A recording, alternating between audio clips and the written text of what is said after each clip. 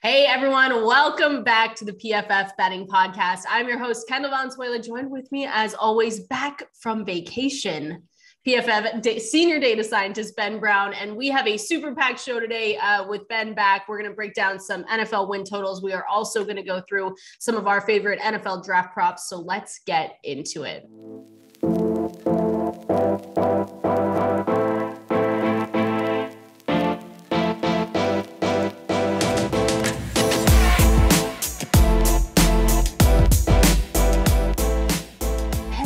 Vacation Ben. Vacation Ben is back. It was my first time taking advantage of, all of the, benefits that PFF has to offer, especially in the PTO perspective. So this was, first week-long vacation I've taken. Wow. From PFF. So where'd you go? You went to the East Coast. We went to the East Coast. First time we went to South. We flew into Charleston, South Carolina, went to Kiowa Island. I don't even know if I'm pronouncing that correctly. It was very eye-opening, I would guess. I wasn't fully aware of what I was getting myself into, and I've not experienced that sort of probably lifestyle, I would say, before, but it was I don't know if intriguing was the word, but it was interesting to see how the upper elites, I guess, would say vacation out on the East Coast, because from a Midwest boy's perspective, I did not know what I was getting myself into, I would say. So did you bring your kids? Was it a family vacation? We did. Yeah, that was another one. It was a family vacation. So we stayed at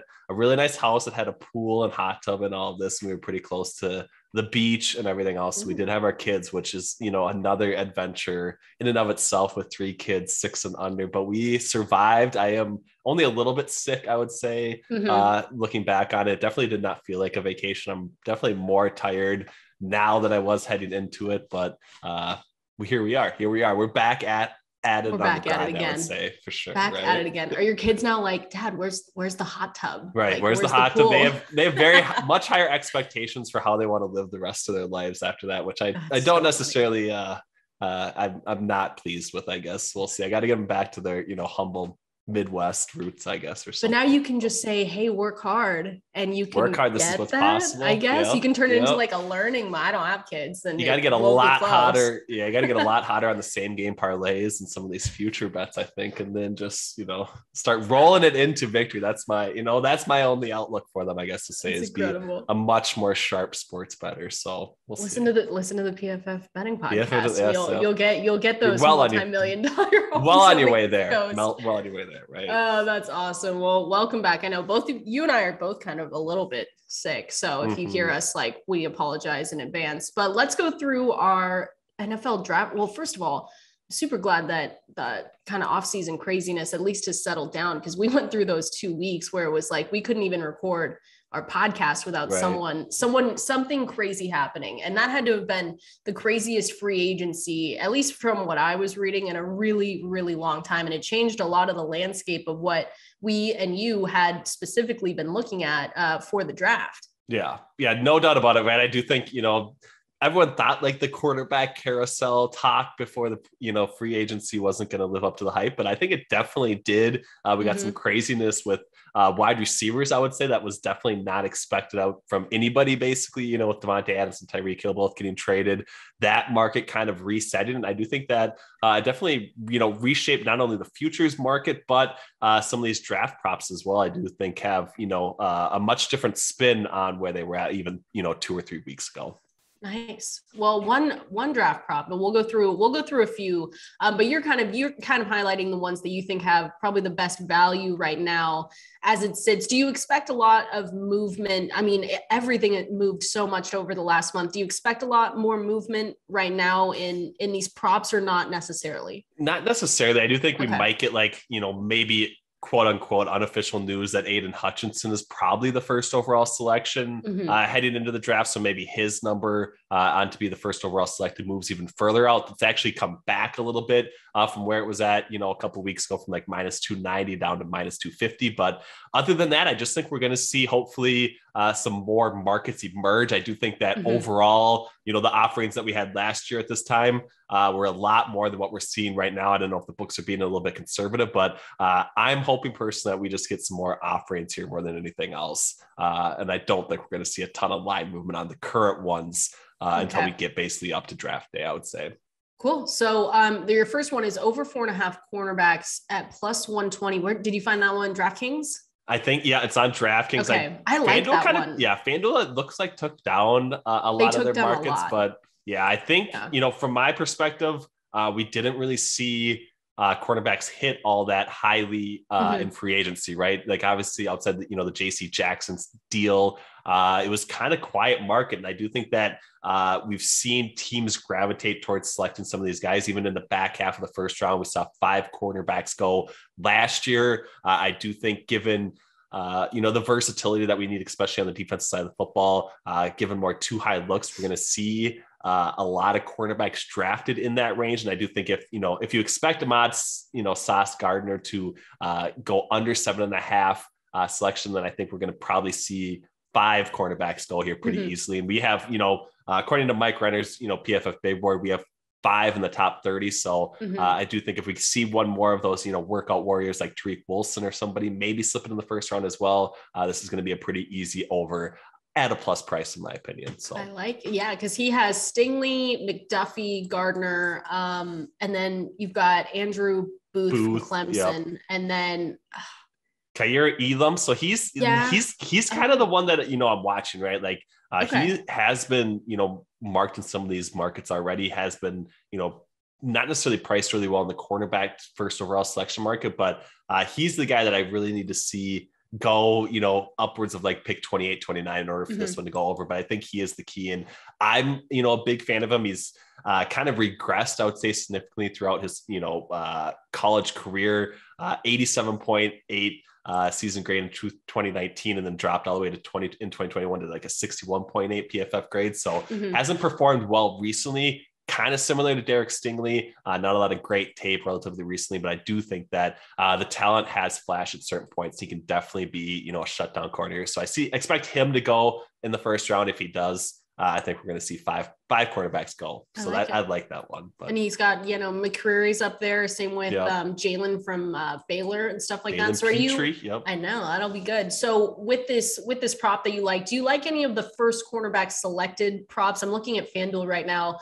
Ahmad is the favorite at minus 350, but then you have guys like Derek Stingley going at plus 250, Trent McDuffie. Do any of those guys kind of are you putting any sauce on those? And not a ton. I guess I do think it makes a lot of sense for Sauce Gardner to be the guy.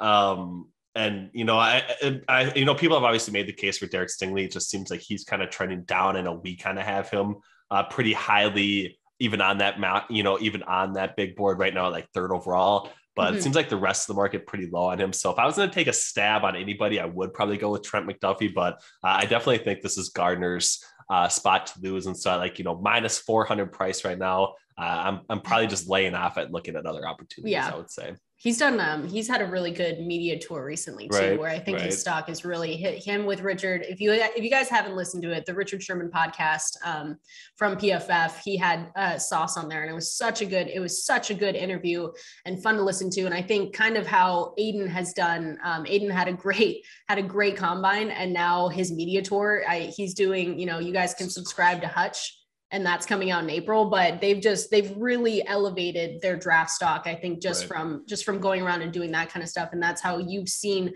the market kind of shift towards them a little bit. Yeah, definitely. And I agree 100%. I do think there are a lot of, highly talented defensive players, especially. So we have seen like the over defensive players selected in the first round number move from 14.5 early on up to 15.5. I do still think it's probably going to be more defensive players than offensive players selected. So I like the over 15.5 a lot in that. I just think there's more game breaking talent on that side of the football in this particular draft, especially at the top. So I think we're going to see some of these guys overdrafted. And I do think they're kind of correlated to, the cornerbacks going over, defensive players going over, those sorts of things. So I kind of like those two, getting those opportunities together, I would say. Those two you said are your favorites, because the over 15.5 you can find, you shop around obviously, but minus 125 is really good for that. Yeah, definitely. I would agree. And it continues to move out as well. I do think if you're looking at, like our mock draft simulator, Grinding the Mocks is another website. We have seen, the trend has been some of these defensive players rise quite a bit. I think given the state of defensive schemes in general, they're obviously looking for an influx of versatile players. And I do think that the draft definitely offers that. So over 15.5 defensive players, I think is my second favorite draft prop bet, only to the over 4.5 quarterbacks at plus 120, plus 125. So do you think, because just what we've seen in the offseason and all the craziness that has happened with the quarterback movement, do you think there will be a little bit of a run on quarterbacks in the first round? I know when I wrote it down before, it was set at over 2.5 or 3.5, 2.5 to be taken in the first round. And now that's obvious, that's skyrocketed and there's not a lot of value there. But do you see teams maybe making a run there, getting a little antsy and saying, we're just going to go for it, even if we know that class is not very strong this year? Yeah. I mean, I think teams are more and more starting to understand the value of quarterbacks, especially on rookie deals. So we are going to see a few more shots taken. But this kind of hinges on how high does Malik Willis actually go, right? Like we've heard discussions of him going to Detroit at 2. I think there's maybe some sleepers as well in the top 5 that do make sense for him to land on. If that happens, I think we're going to go over this, quarterback prop market pretty easily. But if he drifts out of the top 10, which is kind of what people were projecting before the draft process started, if none of those guys go, then it's going to be really difficult to get over this number. But I think, 1 or 2 teams are going to fall in love with him. Like 1 or 2 teams could maybe still fall in love with a guy like Matt Corral as well. So I think from that perspective, I don't really want to fade the quarterback market given, our understanding of the value of the position. I just expect there to be some sort of run on it at some point. So yeah, I'd probably lean in that direction quite a bit, but I do think, Malik Willis and his offering, Kenny Pickett and what team he goes to, I am kind of intrigued by both those markets as well. Because teams get desperate. The Seattle Seahawks might get a little. I think they're desperate already. They're more than desperate. Yeah. Because what teams, this is off the top of our heads, but what teams still really need quarterbacks? Carolina Panthers. I mean, Pittsburgh, depending on what you think of Mitchell Trubisky, and then Seattle, Atlanta. So the Lions though have been an interesting thing where people are saying that maybe they go for that pretty early on. Right. So that is the spot. I would definitely agree with you. But the one that I'm kind of, and maybe I'm like kind of blowing smoke, maybe I'm buying into Eric's narrative of the Houston Texans being this like Christian cult figure or something like that. But I also think, Malik Willis going to Houston, given the fact that he went to Liberty, given, all the times that we know with that school and everything else, I do think that Houston could easily fall in love with Malik Willis at at number 3 overall as well. So I'm looking at, like his market on DraftKings to be selected by the Houston Texans plus 1,600 is plus 1,200 on FanDuel. That's the one that like a little bit of a long shot. I think makes a lot of sense given, the current state of that roster as well, because they need, everything basically in order to kind of, turn over that boat. So that's maybe my favorite long shot play on Malik Willis, given that I think Detroit probably there just isn't a ton of value there with him going number 2 overall, given how much has basically been discussed already. So yeah, that's a good, I'm locking that in after we're done here. You didn't tell me that one. That's a good one. I guess I didn't put those connections together, I guess. So, if you believe that the Houston Texans are a Christian cult, which is, been talked about, I know Eric Eager is definitely on that, on that warpath. And I think them drafting Malik Willis out of Liberty just makes too much sense at this point. So plus 1,600, I'm riding the narrative a little bit. Ride the narrative, because then the Pittsburgh Steelers need one, and the Seattle Seahawks, God only knows what they're going to do. Pete Carroll yesterday is like, we intend for DK Metcalf to be a part of the team. I'm like, okay, he's gone. Same thing I said with Russell Wilson, famous last words. Thanks DK. It's been really nice packing on out. Yeah, I will say I know it sucks to be a Seattle Seahawks fan right now, but I'd much rather be the team blowing it up and going 3-14 or whatever than being the Minnesota Vikings and not trading away Kirk Cousins or something. So at least I can give you some props for being the team that's willing to bottom out, because a lot of teams aren't willing to do that. So but they're not admitting to it, right? They're not. That is true. Let's admit, they don't want to say the rebuild word. Like the rebuild word is not in his vocabulary. I was talking to someone about this the other day. It reminds me of the Denver Broncos, when John Elway didn't want to admit he was rebuilding. And then they went on for 7 or 8 quarterbacks in that time span. And they had the worst record that they've had in 5 years. and John Elway's out the door. And then they say, yeah, we gotta get this thing moving. So I don't know. Being a Minnesota fan is pretty rough, but at least, just admit you're doing it right. And then Pete, I don't know what they're doing with Pete, but if you are rebuilding, to me, just blow it all up. Right. And just do it. But just do it. Just go. Just rip the Band-Aid off, basically. Oh God, every day. We're looking forward to the Seattle Mariners season, everyone. This is the year. The Twins apparently are siding some people as well. So I don't know. They made the Carlos Correa splash, got some pitching, everything else. So I might be an MLB fan here before we know it as well. You should be, but you should root. I'm telling everyone right now. I already put money down on it. This is the year for the Mariners. All right. I'm just gonna. They have the longest playoff drought of any professional American sport. Any professional sport in the US. That is sickening. 2001 was the last time they made the playoffs, and they have never made it to a World Series. Well, I'm not saying they're making it to the World Series, Ben. I'm letting you know right now, and I'm stating a fact here. Playoffs. Whatever day it is, March 30th, this is the year they make the playoffs. I'm gonna actually lock in some, because I don't mind sprinkling a few bets on like MLB futures, so then I don't have to follow it and don't feel like inclined whatsoever to bet on anything, because at least if I ever do sit down and watch an MLB game, I have like a rooting interest in my futures bets. So I'm going to sprinkle some on Seattle, probably sprinkle some on Minnesota. And if any listeners have any other advice for teams that I should sprinkle it on, get at my DMs, because I'm open here to degen a little bit on some MLB futures. So I need to get better at maybe we'll just anyone who's good at sports betting, like baseball too, just send some stuff our way. Some sweat. We're with you. We're with you every day. I mean, I've got the Cincinnati Reds here, which is talk about awful. So I've got nothing going on here. But I'm telling you, Seattle Mariners. All right. I'm just letting you know. You heard it here first. Any other NFL draft props before we? I don't think so. I'm gonna have an article tomorrow. I haven't done like the full scope yet of everything. I have basically kind of gone through the markets, but I do think that probably one or two other ones pops. Make sure you check out, PFF betting. There's going to be a new draft props article coming up here on Friday afternoon. So. And you've got one already on the site for AFC. We got the AFC win totals. Yep, and that's always a fun day when those come out. Right, it's glorious, right? So it came out last week a little bit. Haven't seen a ton of movement basically in any one direction or anything.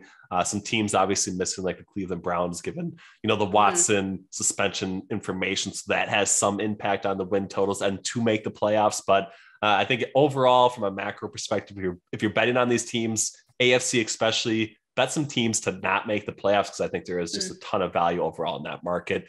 Some team total unders as well make a lot of sense given the current state of that conference. And I think that, there's definitely some value if you want to tie up money for any long-term time, but there's credit outs and other things as well. You can take advantage of some of these futures markets and not commit the, cash loss that you would get locking them in at, other books, I would say. So nice. Do you want to, we can go down the line right now, and we can start with the AFC North. So Bengals are at 10 straight up, Ravens 9.5, Steelers 7.5. And like you said, the Browns, that is just probably going to be a while before you get one of those. So you can lock these ones in because of the Deshaun Watson stuff and if he's going to be suspended and for how long. So any of these ones stick out to you? I know I'm going to guess that you like maybe a Bengals under here. Yeah, I think it's obviously really popular. I think they're going to be like the most popular fade of any team, coming up in the 2022 season, but under plus 110 price at their 10-game win total. We see a high number of scenarios where they actually finish on 10 wins, right around like 17.7% of the time. But outside of that, it's all on the under. They're a team that, greatly exceeded expectations, but could easily regress in a number of different spots here in 2022. So playing their under, if you buy into Baltimore being, at least in a spot to actually compete in the AFC North this year. I don't think they were really there in 2021 because of the injury situation, but I think they're going to be back. Cleveland's obviously going to be a lot better. And then, the AFC as a whole is obviously going to be a lot better. So Bengals, I think, are very popular as a team to regress, but I think if you're buying into that, then the under 10 win total makes the most sense in how to approach that, I would say. So is it bad to say the under on the Steelers too? Is looking I don't know, because I don't know. We talk about a lot how the AFC North, and I love the Steelers as a team. And I love Mike Tomlin's streak though may come to an end this year. That this might be the year that it just doesn't happen. But 7.5 seems like such an odd number to be at that I just don't know if I feel comfortable either way there. Yeah, so our simulation actually liked them to the over probably slightly a little bit. I think we have right around like maybe a 2% edge, a little bit less. So it wasn't actually something that I bet, but yeah, I don't know. They're a tough team to evaluate. Obviously, really difficult division, everything else, but I don't think they're done with Mitchell Trubisky as their quarterback. So I think we're going to see them draft somebody, whether that's Kenny Pickett or Malik Willis if they end up trading up. But I think given that, like they're a really talented team still, I would say, outside of the quarterback position. Obviously, really good defensively, still have playmakers at the wide receiver position, even though they lost Juju Smith-Schuster. Pat Freiermuth, I think, is like a really good young tight end that could definitely take a step forward as well. So, yeah, I think, if I was playing the Steelers, it's never been a popular thing to say at PFF, but I would actually probably take their over 7.5 if I was betting it for sure. So it's never been a popular thing. Never been a popular thing for whatever reason that is. Right, I don't know why, but yeah. But they got rid of. I would say they got rid of our biggest complaint, Ben Roethlisberger. And so, maybe now's the time to buy into him. You can't do worse than Big Ben, right? Realistically. Not in 2021, that's for sure. Not in 2021. All right, but the ones that we will say that you and I are probably definitely going to bet is that Bengals under 10. Yeah, under 10 and wins. Yeah, and our simulation likes the under for the Ravens as well. It's not one that I love. I did actually comment on it a little bit, but it's. I think they're kind of becoming a little bit of a trendy team. I know, now we're seeing some, the bigger time analysts saying, oh, no one's talking about the Ravens, which means kind of everyone is starting to talk about them. But I think, the injury situation last year, not to talk about it too much, but that played a significant role in how poorly they actually performed. And I think that a lot of people are kind of buying into that. So I would maybe lean towards their under, but I also think playing them as like an AFC North division winner makes a lot of sense as well. So I'd probably lean more towards taking them at, plus 225, plus 250 price on the AFC North AFC North division winner, as opposed to anything on their win total, I would say, from my perspective. We've been talking about them for weeks. So now people are just starting to get on board now, because we locked those in a while ago. So I like those ones. So let's go AFC East. Bills 11.5, Patriots 8.5, Dolphins 8.5, Jets at 5. So you're shaking your head already. The Bills are favored to win the most games, obviously, next year. They just have slightly better odds than Tampa Bay, right? Which to me isn't a surprise there, because the Bills over at 11.5 to me seems pretty good. For them to go 12-5 doesn't feel like a reach there at all. Yeah, definitely not. I mean, that's kind of where our simulation lies. Obviously, the juice minus 135 price I'm seeing on DraftKings Sportsbook at 11.5.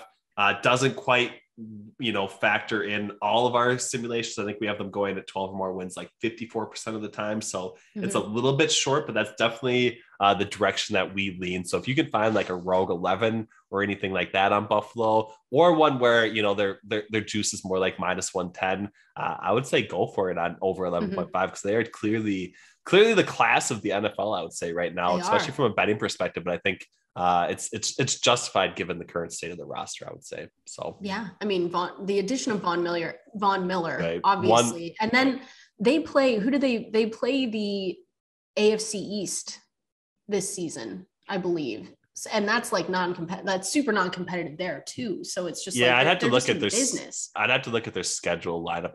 I can't remember exactly what it is. I did actually go through the schedule like last week, but now I'm blinking on who the AFC I think I'm East right. matches. I'm just going to throw it out there. I think I'm right. But I agree. What they added there. Please tell me you're betting the Jets. Just give me something. Or the Dolphins. That's one of my favorite one. I do like the Jets over 5.5. Yes. Quite a bit, actually. That's probably like my one favorite over win total bet. But like they have a relatively easy schedule looking at it from, an AFC perspective. Like a lot of people are trying to buy into the Jaguars and Trevor Lawrence kind of making this significant jump in year 2 of his, obviously with the free agent acquisitions that they made. But I think the Jets were a lot smarter from, a financial standpoint, made a lot of pretty decent signings and free agency. And I think that they're a team that can definitely exceed expectations. So I like the over 5.5 quite a bit. I think we might be Jets fans here. We are Jets coming fans. up in 2022, right? So. And you got to tell me when I'm wrong, because now I'm sitting here thinking, I'm like, we're talking about the AFC East. So of course they play the AFC East. You just got to tell me. Yeah, you confused me. You confused me. So I was like, I can't remember who they play this year. You just got to tell me, like, yeah, I got to look at it. They play the AFC East because we're talking about it is the AFC East, right? God, so.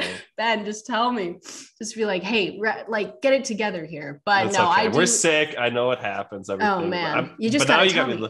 Now you got me looking it up. I do want to know who they play though. So the Jets have, I think they play the AFC North, and I think they play the Nfc North is what it is. Okay. For the AFC, so they play the Nfc North and the AFC North. I want to say. Okay. You mean just they don't looking play at the it AFC really East? quickly here. Are you sure? I mean, they definitely do. But yeah, they have some of those winnable games, I would say, at home, right? So they're going to have the Bears at home. They're going to have Detroit at home. I do think that if they need to win those games, they're obviously going to have Jacksonville at home as well. So those are 3 very winnable games at home if they can squeeze one out from, like, a team like Pittsburgh, a team like Seattle, who they have on the road as well, because of, where they finish at in their division. That's 5 right there, and then they just need one more, I would say. So one upset. Jets fans all the way. Yeah, I see it. So we got Chicago's a win, Detroit's a win, Jacksonville's a win, Denver's a win, Seattle's a win. That's 5 right there. If they can beat Pittsburgh, if they can beat a team like Miami, either at home or on the road, so that's it.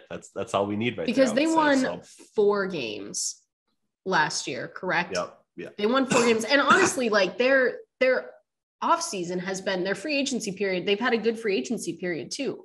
So I do see it there. See, we're dying. I do see it there. I like it. I'm taking the over with you there, especially at the, I like it at the price that it's at. I like it a lot. Right. I mean, it's never going to feel good betting the Jets, but I do think getting in front of it, I think is going to be the correct step here in 2022. So we're Jets fans. What can we say? We're Jets fans. Hop on it early. So AFC South, and the AFC South is playing the AFC South this year. So I'll let you know that right away. The Titans are at 9.5. The Colts are at 9.5.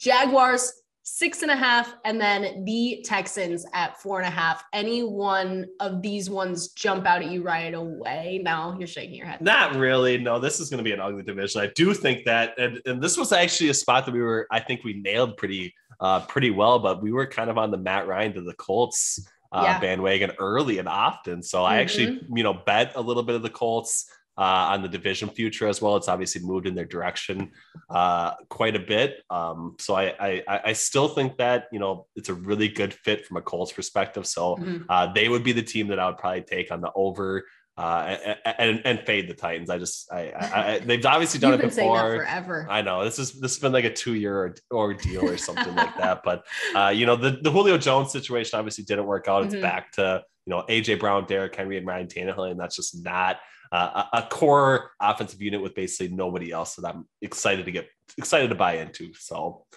fading the Titans, riding with the Colts. That's how it's going to go. I'm surprised you're not saying, I know 6.5 is high for the Jags, but at plus, I think it was at a plus price when they came out. It could have changed, so make sure to shop there. But I think when it came out, it was like plus 100. Right. And you have to think at least a little bit that, like, the Urban Meyer experience is over, thank God. Right, and then it's which was the right call. And then they have Peterson, which is an upgrade. And then you think that they can get more. You're going to hope that they can get more out of Trevor Lawrence too. Right. So, but I get it. 6.5 is high. Yeah, but I like the plus price there. Right, and they have the number 1 overall pick. They have 33rd overall, which is basically another first round pick. So a lot of draft capital, but. I think we talked about it like 3 or 4 weeks ago, and I said, the Jaguars are obviously the most intriguing team in free agency. I do think if they do some things that make sense, they're definitely a team that I could buy into. And then we went into free agency, and they really didn't do too many of those moves and kind of spent almost frivolously on positions that I would have rather had them bring back guys at, as opposed to spending a bunch of money on Christian Kirk or something like that. But so those are kind of the reasons why. They're definitely not a fade for me given their low price, but I'm not buying into them as much as other people and analysts probably are. I do think they're kind of becoming a little bit trendy to be the Bengals of the 2022 season or something. I just don't. It's a trendy pick. Sometimes you got to go with the trends. But here we are. I mean, 2022, the Jaguars are a trendy pick. I guess it's cool to be exciting, a Jaguars fan right now. Right? It's cool to be a Jags fan. I don't know. I thrifted like when I was gone. I found this like Jaguars like pullover, and I was like, oh, absolutely. Right. it was no question. It was no question. Golden fine. You and I shop at the same places. I'd love to hear. Yeah, for sure, I pretty much. Yeah, it's we don't. I don't put much effort into it. So that's this shirt I'm wearing right now. Actually, Eric Eager sent me. So that's basically how the extent of my shopping. Is it a team? Is it a weird saying? Is it a math? It's like a gambling thing, of course, or something like that. So local casino that we occasionally go to had like a collaboration with this local clothing line or something. So he got me a shirt and a hat from it, and of course wear it all the time to show my degeneracy in all aspects of to life. say this is my hobby. This is my life. It's not even a hobby anymore. This is my life. This is my job. My job, my hobby. I eat, sleep, breathe. All I can think about when I'm dreaming is like odd screens and everything else. Oh my gosh. It's fully taken over every part of my life for sure. I've thought of you this one night because I was on the West Coast for a little bit, and I was in Arizona, and it's sports gambling, everything. They're getting all into it.